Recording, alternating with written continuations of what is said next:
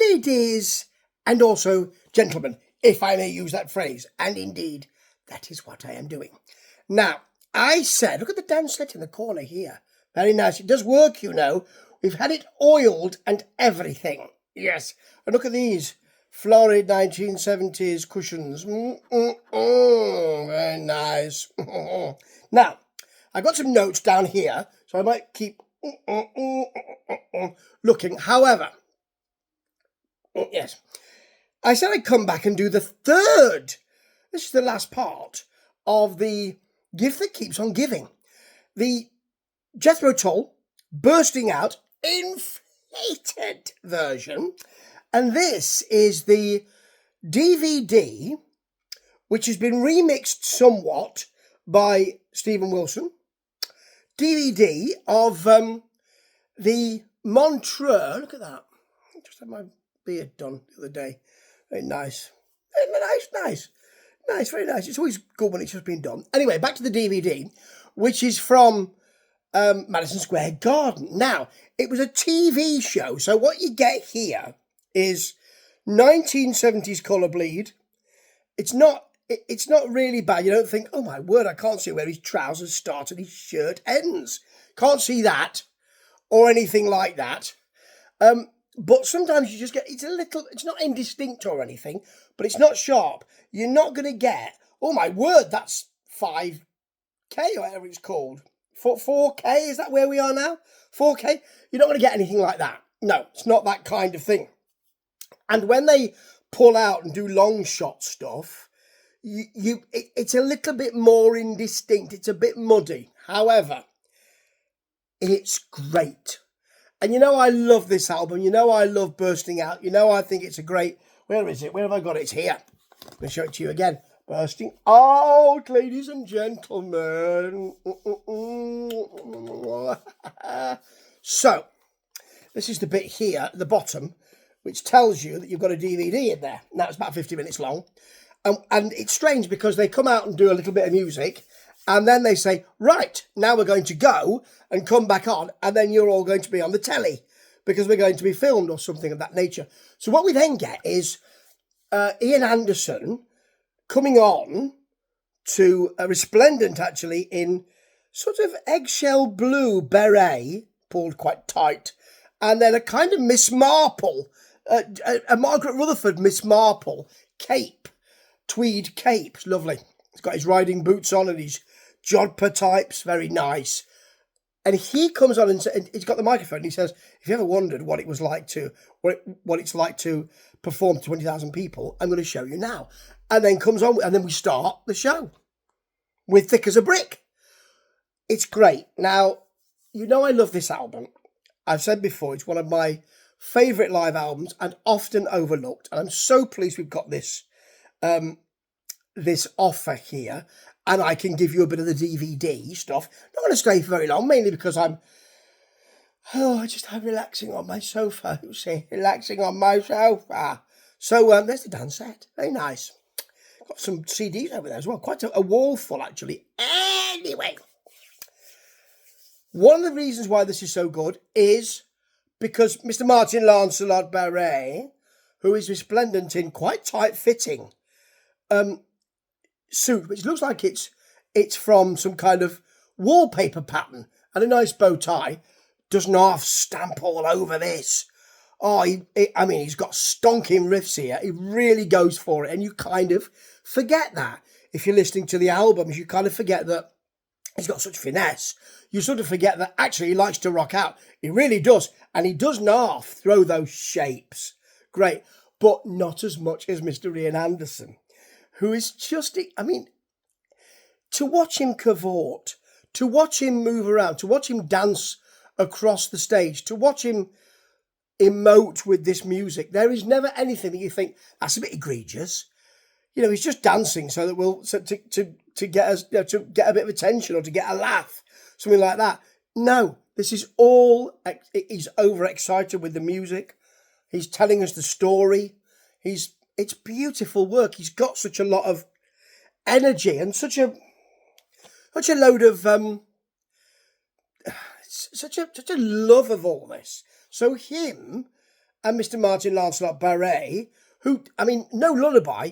This is the time of Heavy Horses, of course. It's just come out. So they're touring this album, really, and no lullabies on that album, isn't it?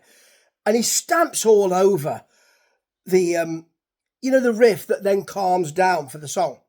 Just great, and then cranks up again. But he stamps all over it. It's beautiful, just beautiful stuff. Thick as a Brick's really nice because the way they do it is you've got an extended intro. You'll know Thick as a Brick. You like Jethro Tull if you're watching this, and that's good. Or maybe you don't know about them, and I can give you some kind of learning. Oh, I should be wearing a mortarboard and gown. Anyway, he does the introduction, the acoustic kind of introduction to this song, really. And then as the band come on or come in, you see them the lights slowly coming up, as if they've just arrived from somewhere. It's beautiful.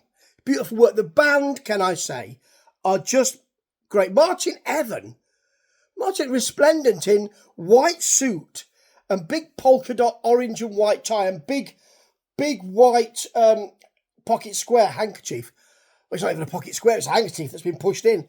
It's just great. The faces the love of this and the need to show us with big gestures and big faces, and it's just lovely. What else is there? Oh yeah, I really love them. I really love his work, Ian Anderson's work with the cymbals leading into Songs from the Wood. It gets the cymbals, he's loving it, and then he puts them back, and he kind of looks at us as if to say, I must leave them because I might go back to them. I love it so much. Songs from the Wood is great in that they all come together, and they all come to the front of the stage and do the harmonies beautifully. It's not done in situ. Please come to the front of the stage and show us that you are doing these harmonies. Quite right. Beautifully done. Now, I don't know whether this is the case or not, and somebody maybe will tell me, because people have been communicating, which is great, because I forgot Stormwatch.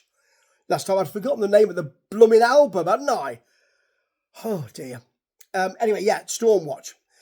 Somebody mentioned it, quite rightly so, and they're talking to me, which is great. People are talking to me. It's lovely.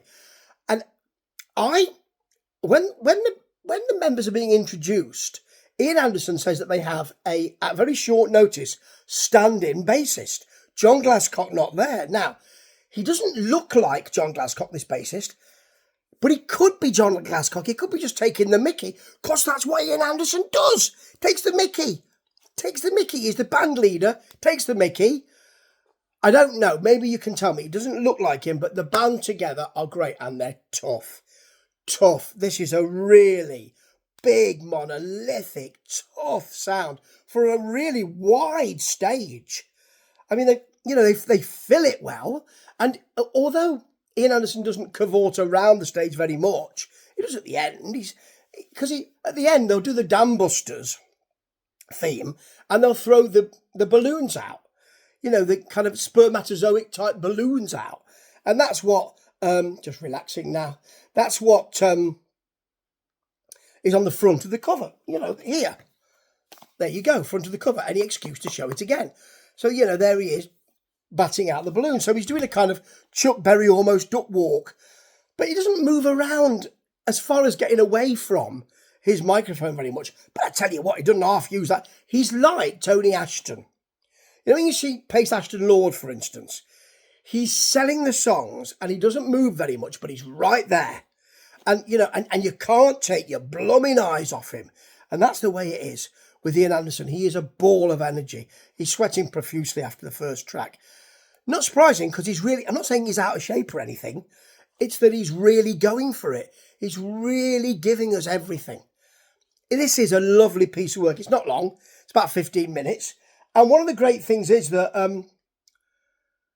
I really like Barry Evan leading instrumental to Aqualung, and also their encore of Locomotive Breath to start with.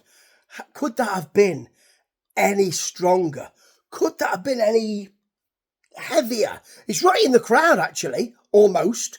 Ian doesn't go walkabout in the crowd, but he's almost there, right there to sell this song. There's some nice close-ups. You see the crowd; they're loving it. It's a febrile atmosphere. You do get to see a close-up of him playing, which is lovely. So you get to see his techniques, which is different to most flautists, isn't it? Very different. And then after they've done the Dam Busters, which is, and you get, at the end of it, you get, this was the end of the broadcast. You get, bye-bye, folks. This is the end of the broadcast. They don't half rock out. They don't half rock out.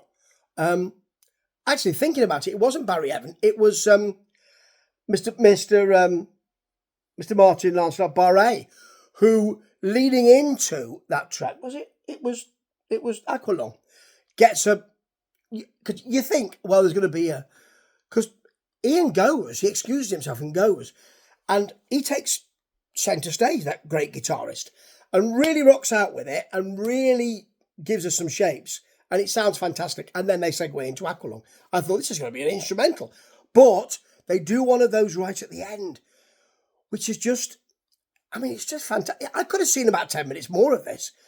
It's the end of the music keeps playing, but it's the end of that concert. So what you get are pictures of the band as the music's playing. It's just great. I mean, the band at this time were in their pomp, in my view. You know, you've got the 1-2 punch of Songs from the Wood and Let Me Bring You and Heavy Horses. You know, that is just great rock, accessible folk, just brilliant. Two brilliant albums that I've loved for years. Not since they came out, because I was too young. I can't really say that very much these days, but I was too young to, you know, to be there with them at the time. However, loved them ever since, and still do. Now, it's not my favourite Tull album. That would be Under Wraps. Put that chair down. Put that chair down, I can explain. It's because it allows Ian Anderson to be so florid. But those two albums are superb, and the band are really at the top of their game. And you know what you also get here? The instrumental, by the way, that leads out is just stupendous. It's just, it's a jam and not a jam. It's powerful and also gentle. It's just great. And they're enjoying themselves so much. Also, you'll get the adverts, Jethro Tull at Madison Square Garden, that sort of thing. Two adverts, one for the album and the tour, supported by Uriah Heep, who are also a band who are still going, and also a band who are blooming brilliant. Maybe we're going to get a big florid, bookleted and several CDs version of some of their albums. I would love that, although they've kind of had that recently. But this is something very special. I've run out of things to do now with it.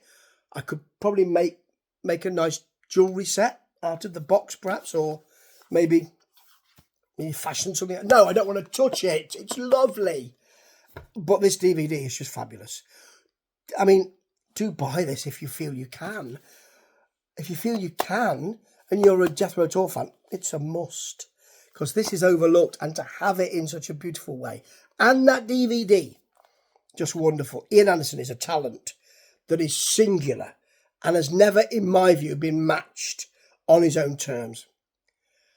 Have a look at this. Think you'll love it. I know I did. Ta-ta.